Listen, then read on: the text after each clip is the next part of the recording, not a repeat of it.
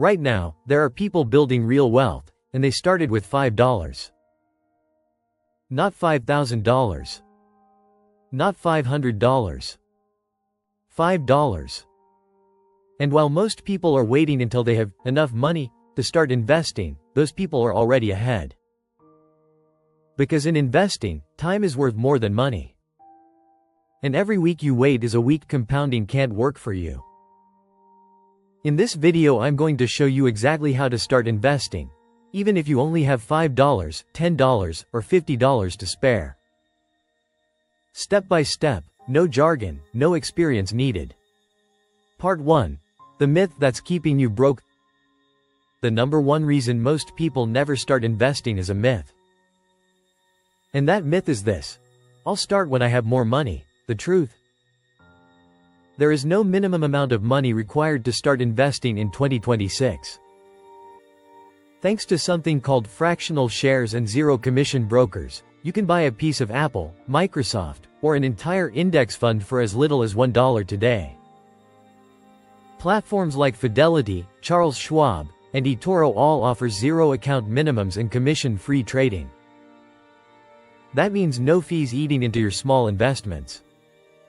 The barrier that used to exist, you need thousands of dollars to invest, simply does not exist anymore. What matters is not how much you start with. What matters is that you start. And that you keep going consistently. A realistic starting point for most beginners is anywhere from $10 to $100 per month. That is enough to build genuine investing experience, develop good habits, and begin accumulating assets that grow over time. Part 2. Before you invest a single dollar. Do this first. Before we talk about where to invest, there are two things you must have in place first. Skipping these is one of the most common and costly beginner mistakes. First, your emergency fund. Before you invest a single dollar, make sure you have 3 to 6 months of essential expenses saved in a high-yield savings account. Why? Because if something unexpected happens, job loss, medical bill, car repair, and you have no emergency fund, you'll be forced to sell your investments to cover it. And if the market is down at that moment, you lock in a loss. Your emergency fund protects your investments from yourself. Second, high-interest debt. If you carry high-interest debt, like credit card balances charging 15 to 20% interest, pay those down before investing. Here's the simple logic.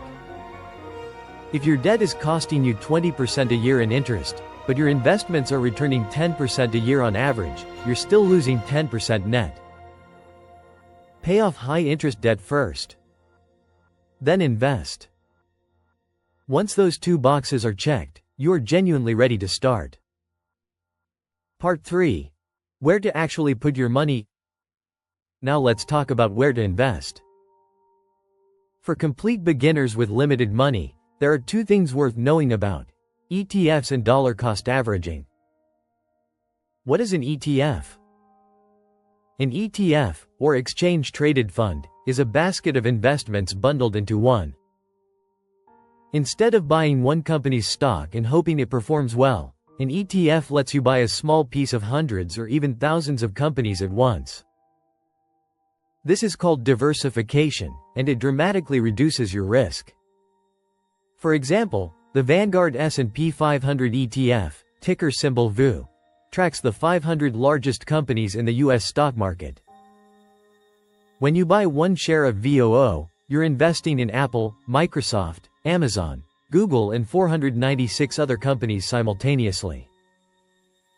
For beginners, broad market ETFs like VOO or VTI are widely considered one of the safest and simplest ways to start investing. You can buy a Vanguard ETF for as little as $1 using fractional shares. Important disclaimer: this is not a recommendation to buy any specific ETF or investment. These are examples used for educational purposes only. Always do your own research and consult a qualified financial advisor before making investment decisions. Part 4. The strategy that removes all the guesswork. Now here's the strategy that makes investing with little money actually work.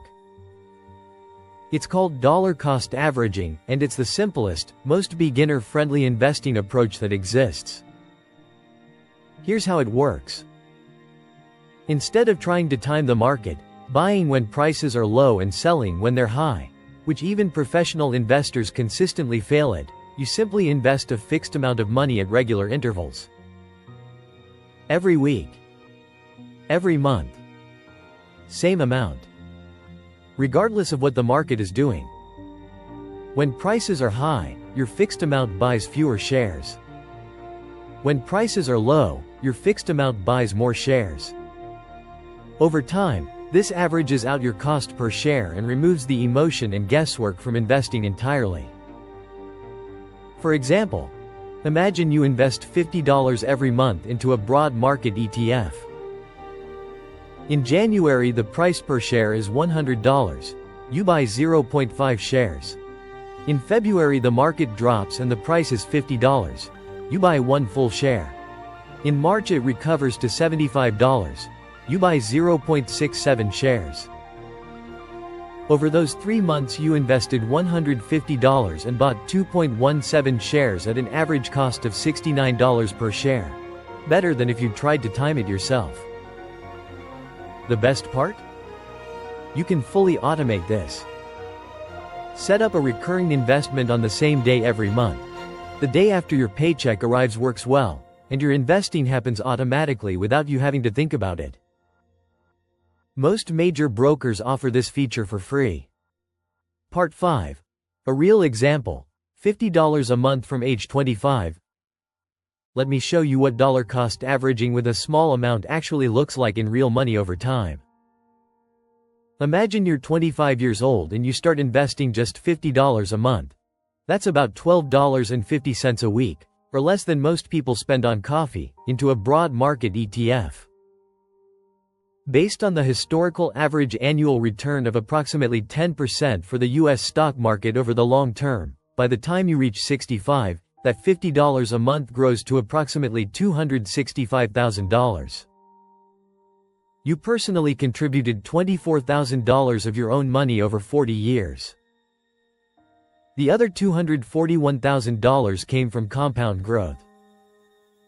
Your money made you more money, which made you even more money, compounding over decades. Now these figures are based on historical averages and are not guaranteed. Markets go up and down, and past performance does not guarantee future results. But this example illustrates a fundamental truth: starting small, starting early, and staying consistent is worth far more than waiting until you have a larger amount to invest. Part 6. Your 4-step action plan. So here is exactly what to do this week. 4 steps. In order. Step 1. Build your emergency fund first if you haven't already. 3 to 6 months of expenses in a high-yield savings account. Don't skip this. Step 2. Choose a broker. For beginners in 2026, Fidelity, Charles Schwab, and eToro are all strong options with zero minimums, zero commissions, and fractional share support. Open a free account. It takes about 10 minutes. Step 3. Decide on your monthly amount. It doesn't matter if it's $10, $50, or $100. Pick an amount you can commit to consistently without feeling it. Consistency beats size every single time. Step 4. Set up automatic recurring investments into a broad market ETF on the same day every month. Then leave it alone. Don't check it every day. Don't panic when it dips. Just let time do its work. That's it. 4 steps. This week. You can be an investor before the weekend. Starting to invest doesn't require a lot of money. It doesn't require experience. And it doesn't require perfect timing. It requires a decision, and consistency after that decision. $5, $10, $50 a month. Invested consistently into a diversified fund. Left alone for years. That's how ordinary people build extraordinary wealth over time. Now that you know how to start, The next question is what to actually invest in. In the next video in this series I'm breaking down index funds, what they are, why they consistently beat most professional investors, and exactly which ones are worth knowing about as a beginner. Subscribe so you don't miss it. And comment below, what's your biggest reason for not starting to invest yet? I read every comment and I'll personally respond to as many as I can. This is Funds and Future, the financial education you never got in school. See you in the next one.